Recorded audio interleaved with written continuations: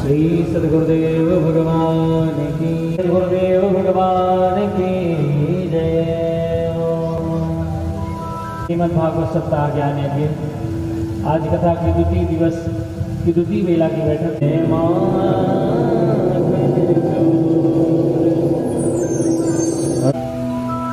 सोमेरा पवन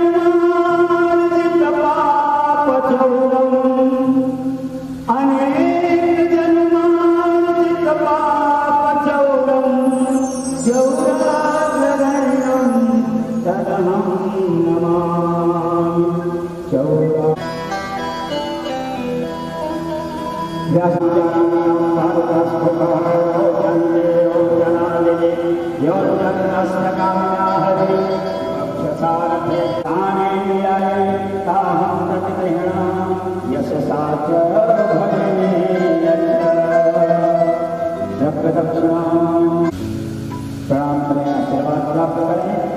इसके बाद स्थान भागवती गंगा में स्नान कर अपने जीवन को कृतार्थ जरूर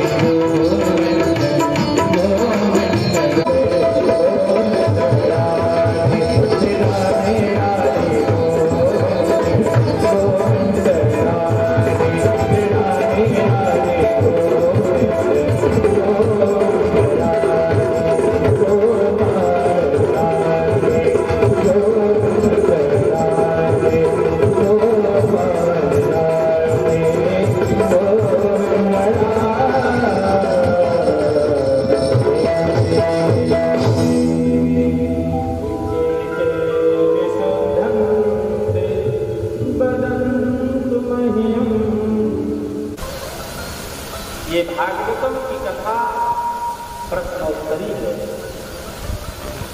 इसमें प्रश्न करने वाले बड़े उत्कृष्ट प्रश्न करते हैं, और जो प्रश्न करने वाला कोई अच्छा नहीं होगा तो उत्तर देने वाला कैसे अच्छा हो सकता है। अब इसमें ऋषियों ने बड़ा सुंदर प्रश्न किया, और प्रश्न न करते महाराज कथा आगे बढ़ती ही क्या प्रश्न किया, बड़ा सुंदर प्रश्न है कि के विशुद्धन्ति वदन्तु मह्यम् सप्ताहयज्ञे कथामयेन कृपालभिर्लोकहितं विचार्य प्रकाशितं कोऽपि नवीनमार्गः। हमें लगता है कि इससे धीरे से हम श्लोक पढ़ते हैं कि समझ में आ जाए। बोले एक एक शुद्ध और कौन कौन शुद्ध हो जाता है श्रीमद् भागवत की कथा श्रवण करने से, कौन कौन शुद्ध हो जाता है महाराज। महाराज लड़के कि हमारे नौकरी लग जाए, गांठ में सदा दुराचार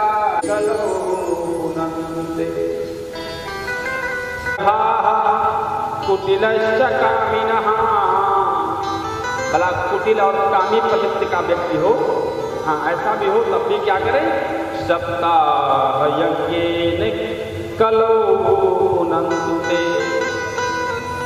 बड़ा सुंदर शब्द लगाया है कि सप्ताह यज्ञ के विधि विधान से जो कथा श्रवण करता है तो कब पुनन्तु, कलो पुनन्तु ते, कलयुग में पवित्र हो जाता है। और युगों में व्यवस्था नहीं है भैया, सिर्फ कलयुग में पुनन्तु ते वो पवित्र हो जाता है। अच्छा महाराज ये तो आपने बता दिया कि कलो पुनन्तु ते, लेकिन श्यामा इतिहास पुरातन, एक बड़ा पुरातन इतिहास है महाराज, एक कथा है। कौन कि तुंगभद्रा तटे पूर्व उत्पन्नमोत्तमम्, कहते हैं तुंगभद्रा नदी के तट पर एक बहुत अच्छा सा गांव था जिसका नाम था महाराज आत्मदेव। उस गांव में आत्मदेव नाम के एक ब्राह्मण रहते थे और बड़े ही विद्वान थे। द्वितीय भास्कर, जैसे सूर्य भगवान का दिव्य प्रकाश होता है उसी तरह बड़े विद्वान थे पंडित जी। हाँ, वेद वेदांत के में पारंगत थे, संध्या उपासन में बड़े निष्ण थे। और उन्होंने समझाना शुरू कर दिया, कहा देखो एक बात बताऊं, ये पुत्र पौत्र किसी को होते हो जाते नहीं, इनसे आप जितना इच्छा करो उतने गड़बड़, उतने दुख मिलता है। इसलिए पुत्र पौत्र के चक्कर में न पड़ो, अपने जीवन को संभालो और भगवान के कमल चरणों में प्रेम कर लो। क्या कहा, सुण विप्र मया तेज प्रारभ्यं तो विलोकितम् सप्त जन्मावधि तव पुत्रो नैव च नैव च। अरे पंडित जी जहां तक मैं देख पा रहा हूं, एक जन्म नहीं 7 जन्म तक आपको पुत्र की प्राप्ति नहीं हो सकती, संतान की प्राप्ति नहीं हो सकती। अब पंडित जी बेचारे घबरा गए और महात्मा के पैर को पकड़ लिया और पकड़ के सर पटकने लगे। बोले महाराज अब हम यही प्राण त्याग देंगे और हमारे हत्या का आरोप आपको लगेगा। अब पंडित जी बेचारे महात्मा जी घबरा गए, बड़े बड़ी समस्या हो गई। उन्होंने अपने तप बल से एक फल को प्रकट किया और उस फल को महात्मा ने पंडित जी को दिया। कहा जाओ इस फल को अपने पत्नी को दे देना, इस फल के ग्रहण मात्र से संतान की प्राप्ति हो जाएगी। पंडित जी खुश हो गए, मानो संसार की समस्त निधि मिल गई हो। जल्दी दौड़े दौड़े आए, अरे सुनती हो। अब उनकी पत्नी बड़ी विचित्र थी। हाँ भैया, उनका नाम था धुंधली। एक दो बार में तो बोली नहीं, लेकिन पंडित जी बड़े खुश थे, सोचे विशेष चीज कुछ लेके आए हैं। बोले क्या है, कुछ लाट मचाए। अरे जल्दी बाहर आओ, देखो मैं एक प्रसाद लेके आया हूँ। उस प्रसाद को अपनी पत्नी को उन्होंने दिया और दे करके निवेदन करने लगे, इसको स्नान ध्यान करके इसको पा लेना। कहा महाराज अच्छा। धुंधली ने फल को ले लिया और अंदर जाकर के बैठ गई और मन में विचार करने लगी। क्या विचार करने लगी? कहा देखो इस फल को तो मैं खा लूंगी, लेकिन खाने के बाद क्या होगा उसके विषय में सोचने लगी कि फल भक्षेण गर्भास्या गर्भेणो गर्भवृद्धिता स्वफल भक्षणं ततो शक्ति गृहकार्य कथम भवेत्।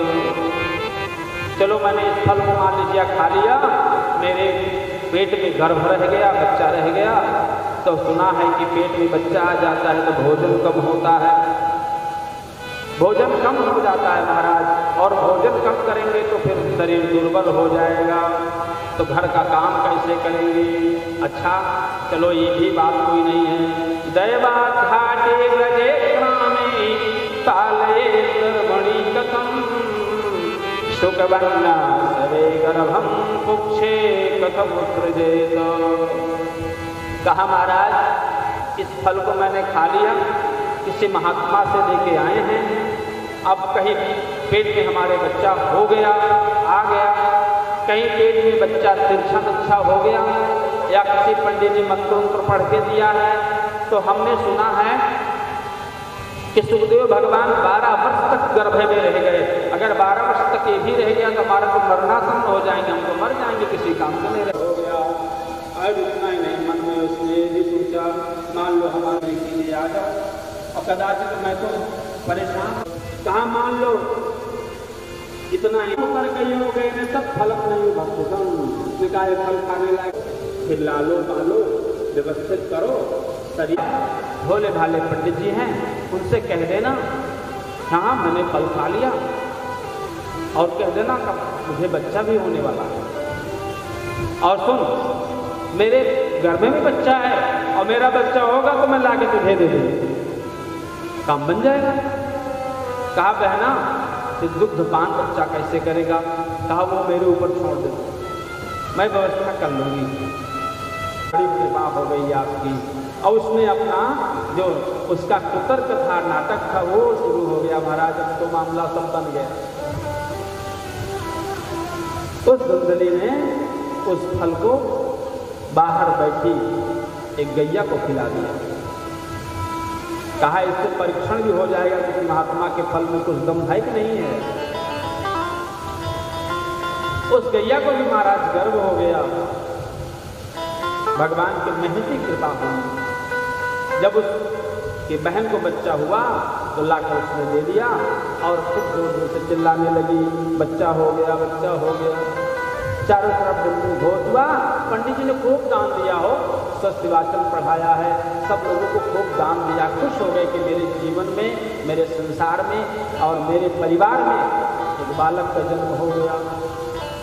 लेकिन संस्कार नहीं मिल पाया महाराज, इसलिए सब गड़बड़ हो गया। संजोग से उस जो गैया को फल खिलाए थे, पंडित जी पत्रा उत्तरा निकाले, बोले नामकरण हो जाए इसका। कहा 9 महीना पेट में हम रखे, दर्द हमसे है, नाम आप रखोगे? कदाचित नहीं, मैं अपने नाम से नाम रखूंगी। बोले क्या नाम रखो? मेरा नाम धुंधली, मेरे बेटे का नाम धुंधकारी। ऐसा नाम रख दिया। और जैसे ही कुछ समय बीता महाराज, उस गैया को भी बच्चा हो गया। उस बच्चे के लिए स्वयं आत्मदेव जी ने नामकरण किया। कहा इनका भी कान गाय के समान है, इसलिए इसका नाम गोकर्ण रख दिया। बोले गोकर्ण जी महाराज की जय हो। इतना सुंदर बढ़िया। गोकर्ण का होता ये भी होता है, गो माने होता है इंद्रिय। अब कर्ण कहा पिताजी यहाँ जो भी व्यक्ति आता है सुख प्राप्ति के लिए आता है, तो मुझे सुख मिलेगा, इससे घर बनवा देंगे तो घर से। कानाचेन्द्रश्च सुखम किंचिद न सुखम कठिनाई आवते सर अति कठिनाई आवते अति कठिनाई आवते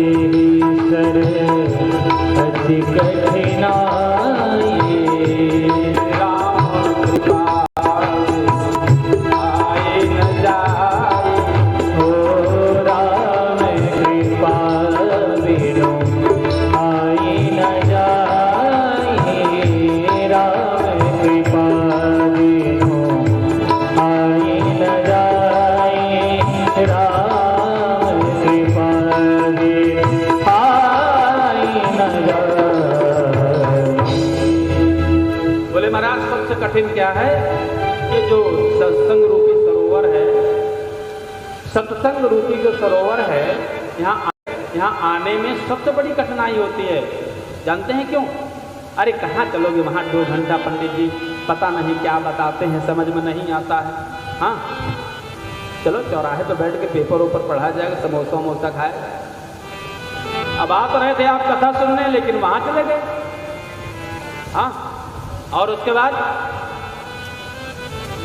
मामला गड़बड़ हो। लेकिन अगर मन ने आपको घोषित किया, आपके सुकृति एकत्रित हैं। देखो आप लोग जो बैठे हैं अपने आप को साधारण समझो, वो अलग विषय है, लेकिन आप लोग बड़े भाग्यशाली हो, क्योंकि यहाँ ऐसा व्यक्ति आ ही नहीं सकता जो भक्ति से ओतप्रोत न हो। आप ना जानते होंगे, लेकिन आपके जन्म जन्मांतर के पुण्य हैं, वो संचित पुण्य है जो आपको सत्संग की तरफ ले जाते हैं। इसलिए आप लोग साधुवाद के पात्र हैं। आज धुंधकारी के प्रताड़ना से आत्मदेव घर द्वार छोड़ करके भैया फिर से जंगल में चले गए, लेकिन इस बार जंगल में बेटे के लिए नहीं गए, बेटे से मुक्त होने के लिए गए। और आत्मदेव जी अपने ही बेटे जो गाय से पैदा हुए थे, जिनका नाम गोकर्ण था, उनसे पूछने लगे भैया अब क्या करूं, अब तो मेरा जीवन चौपट हो गया। क्या बोले? अंधकूपे स्नेह पासे बद्धः पंगुरहं सठः कर्मणा पतितो नूनं मामोद्धर दयानिधे। आज उस बेटे को कह रहे दयानिधे मेरा उद्धार करो। मेरा उद्धार कैसे हो, इस बात को उन्होंने गोकर्ण जी से कहने लगे। गोकर्ण जी बड़ा सुंदर श्लोक बताया, बहुत अच्छा श्लोक है। क्या बताया? कहा कि देहे स्तिमांसु रुधिरे भिमतिं तजत्वं जाया सुतादिषु सदां ममतां विमुञ्च कि पश्चानिशं जगदिदं क्षणभङ्गनिष्ठं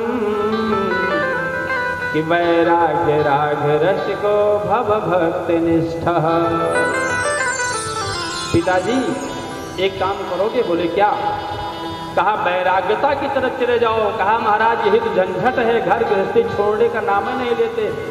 बेटे चाहे जितना गाली दे, बहुए चाहे जितना तिरस्कृत करें, गांठ में दर्द होने लगे, सर हिलने लगे, बाल पक जाए, दांत निकल जाएं, गुस्से में तो कहते हैं घर छोड़ के हम चले जाते हैं, लेकिन महाराज जाने हाँ हिम्मत नहीं पड़ती, फिर वापस आ जाते हैं। डांट कह लेंगे ठीक है चल जाएगा, लेकिन घर छोड़ने का नाम नहीं लेते। बोले क्यों? का देहे स्तिमांस रुधिरे भिमतिं तजत्वं। कैसे छोड़े घर को, ये विषय बताई उन्होंने। पहले इस अपने देह का अभिमान उसको आप नष्ट करो, हटाओ। बड़ा सुंदर शरीर है मेरा, सौंदर्यवान है, बाल बाल पके हैं, बढ़िया सुंदर ढंग से सब लोग। बार बार शीशा देखता है व्यक्ति, हाँ अपने सौंदर्य में अभिमानित हो जाता है। तो कहते हैं इस देह को कैसे देखो?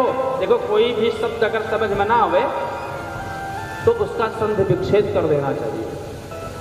संधि विच्छेद कर देंगे तो उस शब्द का अर्थ निकल आएगा। तो इसी तरह शरीर के विषय में आपको जानकारी नहीं है ना, तो इसका संधि विच्छेद कर दो, अलग अलग कर दो। कैसे अलग करोगे? शरीर काहे से बनी है भैया? हाँ मांस से, रुधिर से, चमड़ी से, बस जरा इसको अलग अलग कर दो। एक जगह मांस रख दो, एक जगह खून रख दो, एक जगह चमड़ी रख दो। अका दो भैया जरा छू के आओ इसको। मरे हुए व्यक्ति या जानवर का जो हड्डी होता है वो छू जाता है तो नहा के आना घर में, हाँ बाहर। तो क्या बताया उन्होंने? कहा देहे स्तिमांस रुधिरे भिमतिं तजत्वं। पिताजी पहले इस देह का अभिमान का त्याग करो। इसका समझो कि मांस का लोथड़ा और हड्डी का जो बना हुआ सांचा है उसमें मांस लीप दिया गया है, हाँ ऊपर से चमड़ी चढ़ा दी गई है। थोड़ा सा चमड़ी हटा दो, देखो माराया, हाँ बड़ा गड़बड़ मामला है। पहले शरीर का अभिमान का परित्याग करो, फिर क्या करें? का जाया सुतादिषु सदां विमतां वमुञ्च। जाया माने पत्नी होता है, सुत माने पुत्र होता है। फिर पत्नी के प्रति जो आपका आकर्षण है उसको भी छोड़ो, पुत्रों के प्रति जो स्नेह है उसको भी त्यागो। हाँ, कि जाया सुतादिस्व सदाम ममताम विमुंच, इसको भी छोड़ दो ममता को। कहते हैं महाराज हम चले जाएंगे तो बेटे कैसे संभालेंगे गृहस्थी? अरे आपके पिताजी चले गए तो आप कैसे संभाले हो? ये तो परंपरा है ना। आप संभालने की चिंता ना करो, अपने आप को संभालने की चिंता करो कि हम कैसे संभल जाएं। और क्या बताया कि पल करें फिर वैराग्य राग रसिको भव भक्ति निष्ठा, वैराग्य को कैसे ग्रहण करो? राग पूर्वक। हाँ, ऐसा नहीं कि 1 घंटा के लिए वैराग हुआ, जाए झंझट खेती बाड़ी सब छोड़ के हम जा रहे हैं, जैसे करना वैसे करिएगा, और उसके बाद गुस्सा शांत हो गया, कहा हमारे बिना काम है, पत्नी बेटी का सबका मोह छोड़ा और जंगल में चले गए, भगवान का भजन करने लगे, महाराज काम बन गया। और इसी भजन से महाराज काम बनता ही है, और दूसरा कोई चारा नहीं है। महाराज अब क्या था, घर में माता अकेले बची, माता जी को बहुत मारा, उसने बड़ा अश्रुपात किया, नेत्र गड़बड़ हो गए। दूसरा कहा 1 बार चोरी करेंगे काम बन जाएगा, राजा के यहाँ चोरी किया, बहुत सारा धन हो गया। सुनो क्या, एक दिन ये पकड़ा जाएगा, और ये पकड़ा जाएगा तो हम सब पकड़ी जाएंगी। बोले तो कहना ऐसा कुछ करो जय सीताराम करो, और खूब मदिरा पान कराया, और करा करके अपने नगर को अपने स्थान को लोग चली गए। इसीलिए कहा गया व्यास जी ने बड़े सुंदर, गोकर्ण को डराने लगा, और उसके बाद 4 भुजा धारण करके इंद्र का स्वरूप धारण कर लिया, और पुनः अग्नि का रूप धारण कर लेता, कभी वायु का रूप धारण कर लेता। घबरा गए बेचारे गोकर्ण, ये क्या है? तो जल्दी से अपने कमंडल से जल निकाला, और निकाल कर जैसे उसके ऊपर छींटा मारा तो अपने स्वरूप में आ गया। हाथ जोड़ लिया महाराज, हाथ जोड़ करके कहने लगा, कौन हो तुम? क्यों इस तरह प्रक्रिया कर रहे भाई? हमने आपको क्या बिगाड़ा है? कहा हम भ्राता तो दीयोस्मी धुंधकारी की नाम कहा, स्वकीय निर्दोषेण ब्रह्मत्वं नाशितम मया। अरे भैया मैं आपका भाई धुंधकारी। अच्छा ये कैसे हो गया? रोने लगा, कहा भैया किसी की गलती नहीं है इसमें, मेरी गलती है।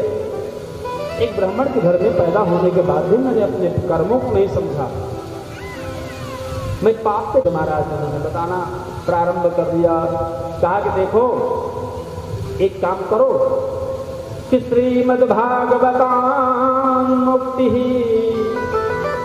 सप्ताहं वाचनं कुरु इति सूर्य वचः सर्वे धर्मरूपं सुविश्रुतम्। एक उपाय, सप्ताह विधि से श्रीमद्भागवत की कथा श्रवण करवा दो, उसको काम लग जाएगा। कहा ठीक महाराज। अब क्या था महाराज, उन्होंने श्रीमद्भागवत की कथा श्रवण कराना, व्यवस्थित करना शुरू कर दिया। बढ़िया दिव्य ढंग से मंडप को बनवाया, मंडप को बनवा करके सब लोगों को आमंत्रित किया, आमंत्रित करके महाराज कथा को श्रवण कराना शुरू कर दिया। भैया 1 दिन की कथा हो गई, 2 दिन की कथा हो गई, 3 दिन, 4 दिन, 5 दिन, और जैसे 7वें दिन की कथा हुई तो महाराज गोकर्ण जी ने कहा, बोले सच्चिदानंद भगवान की जय हो। बड़ा दिव्य स्वरूप धारण करके वो धुंधकारी प्रकट हो गया, 4 भुजाएं हो गई इसकी, पीला वस्त्र धारण करके प्रकट हो गया, और आकाश मार्ग से विमान आ गया। सब लोगों ने देखा, गांव के लोगों ने देखा, बड़ा आश्चर्य हुआ। सारे एक ही से भैया, अरे हम लोग भी कथा सुन रहे थे, हम लोगों के लिए कोई सुविधा नहीं, और ये आपका भाई था इसलिए इसकी मुक्ति हो गई। कहा अच्छा, तो कहा ना भैया इसमें मैंने कोई भेदभाव नहीं किया। कहा कैसे? कहा श्रवणम तो कृतम सर्वे ना प्रथम मननम कृतम। हमने पहले बताया ना कि आप ऐसे बैठे रहो और यहाँ का जो मन है वो चौराहे चला गया, तिराहे चला गया, हाँ कहीं अन्यत्र चला गया।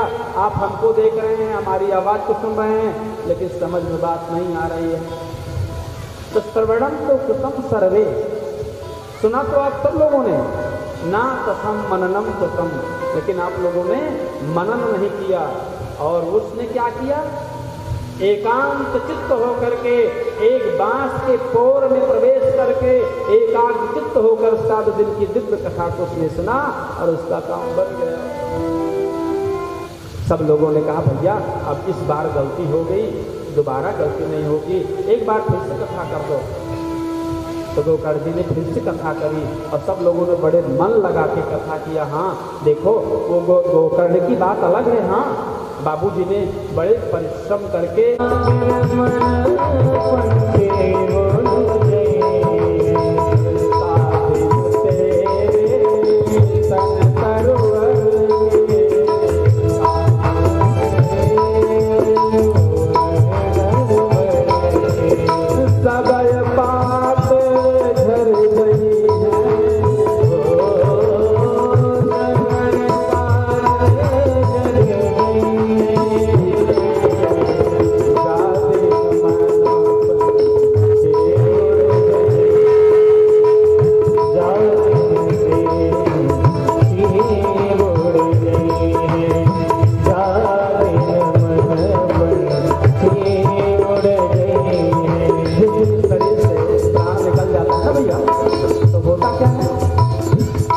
महाराज जो इसके संबंध में पैसा कौड़ी बैलेंस सब गड़बड़ हो। हर वाले कहेंगे अरे घर के कई हैं